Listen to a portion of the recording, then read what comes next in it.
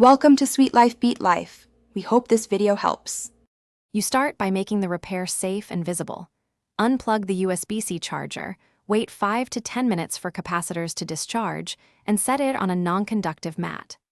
Once done, remove any screws and use a plastic pry tool to open the housing. Go slow to avoid clips.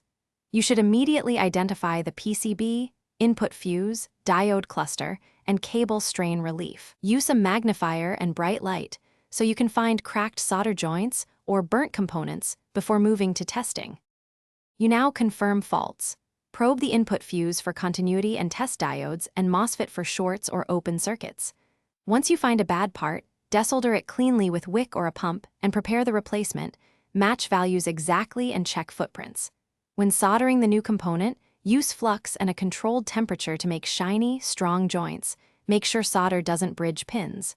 After component replacement, visually inspect for splashes or lifted traces, and repair with jumper wire if needed.